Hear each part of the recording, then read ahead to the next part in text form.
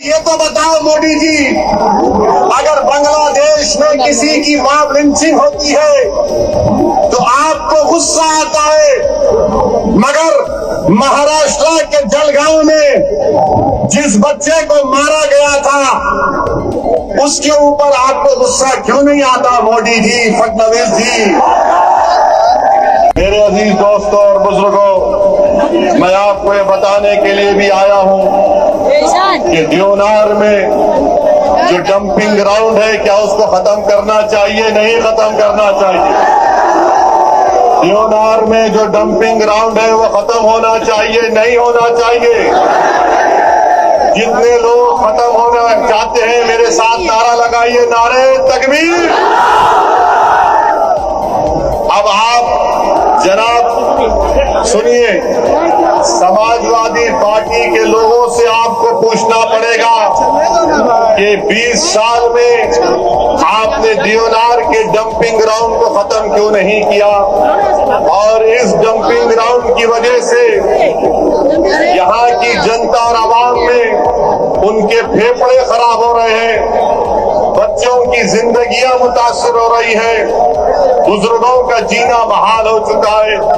क्या आप चाहते कि SMS एनवोकेनास बाय मेडिकल का वेस्ट पोल्यूशन का यहाँ पर डंपिंग खत्म हो? जानवरों को जलाकर, इंसानी जिस्म को जलाकर लाकर यहाँ पर फेंका जा रहा है इस इलाके में। आप देख चुके हैं कि इतने बरसों से आपने समाजवादी पार्टी को कामयाब किया, उनके कॉरपोरेटर्स को, अराकीन बल्दिया को कामयाब किया, उन्होंने इस मसले का हल तलाश नहीं किया। मैं आपको बताना चाह रहा हूं, आप मजलिस के कॉरपोरेटर्स को कामयाब करिए, इंशाअल्लाह ताला ये डंपिंग ग्राउंड बंद होगा। कोई गाड़ी आकर कचरा नहीं फेंकेगी, मजलिस का कॉरपोरेटर जीतेगा। अगर कचरा लेकर देवनार में आएंगे तो इंशाअल्लाह ताला मुंबई की सड़कों पर कचरा को डालेंगे, फडणवीस के घर के सामने जाकर डालेंगे। ये आपको बताना पड़ेगा 15 तारीख के दिन। जनाब अबू आसिम साहब ने इसी जगह पर एक प्रोग्राम किया और कहा 30 साल बेमिसाल। अब मेरा जवाब अबू आसिम साहब आपके लिए है कि 20 साल गोवंडी बेहाल, जुर्म की रात लंबी, गुर्बत, तंगी और कचरे के पहाड़, ये अबू आसिम का कमाल। 20-30 साल बेमिसाल। कभी भाई सुनिए, कभी चलकर फिरते भी आप, कभी आंख से देखते यहाँ की बदहाली को, कभी तुमने देवनार के डंपिंग ग्राउंड के बारे में बात की, कभी ड्रग्स के मसले पर तुमने देखा कि कैसे हल किया जाए।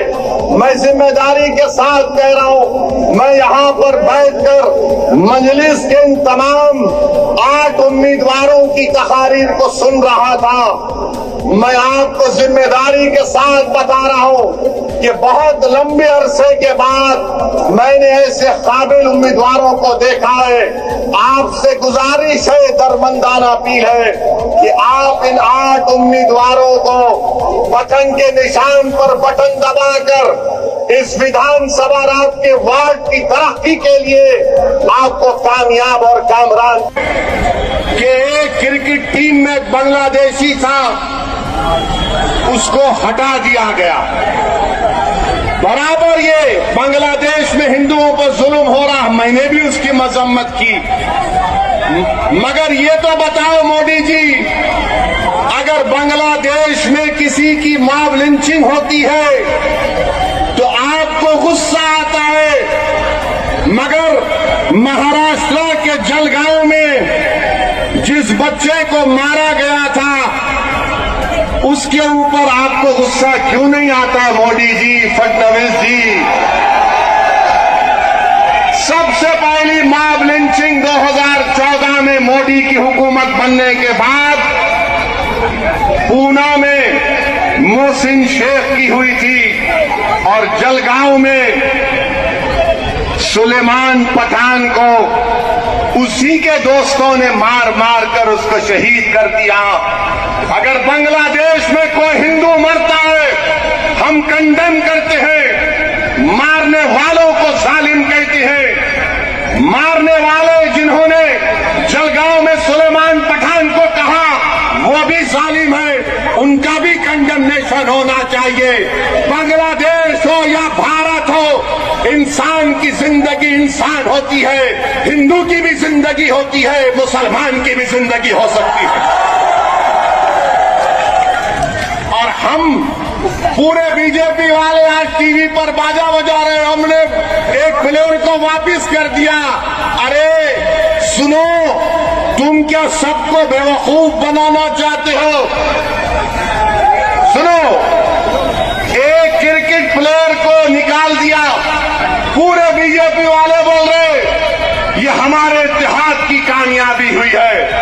अब सुनो भारत की जनता, खासतौर से भारत और महाराष्ट्र के हमारे हिंदू भाई बहनों से कह रहा हूं, तुम एक क्रिकेट प्लेयर के कैंसलेशन पर तुम मिठाई बांट रहे हो तो नरेंद्र मोदी से पूछो।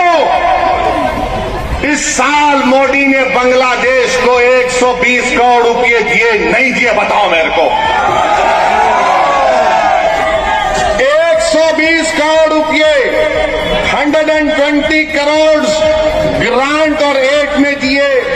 1160 मेगावाट की एनर्जी भारत से बांग्लादेश को जाती है। और सुनो हमारे हिंदू भाई बहनों, मोदी ने 10 साल में बांग्लादेश को लेटर ऑफ क्रेडिट कितना दिया? $8 बिलियन। $8 बिलियन।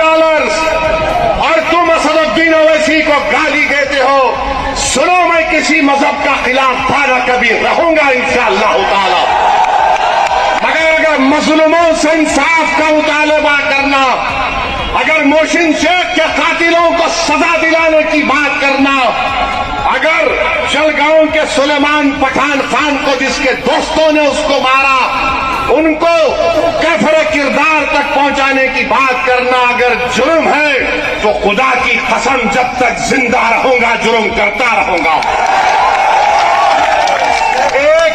और वो क्रिकेट प्लेयर की सुनो, वो क्रिकेट प्लेयर, वो टीम ने उसको 10 करोड़ में खरीदा। आपने बांग्लादेश को 120 करोड़ रुपए 2025 में दिए एड और ग्रांट में। 1160 मेगावाट पावर बांग्लादेश को भारत से जा रहा है।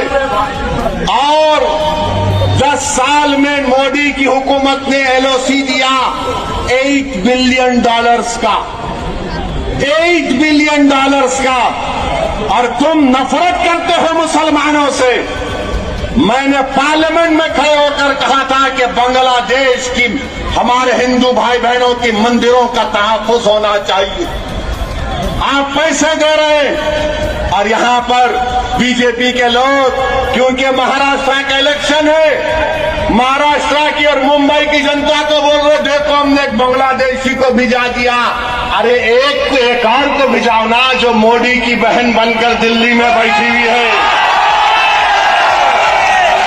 क्या आप चाहते हो मोहतरमा बांग्लादेश जाए? आप चाहते हो बांग्लादेश को दे दिया जाए? तो लगाओ नारा, नारे तकबीर। मोदी जी सुनो, ये आवाज आ रही है, लेके जाओ।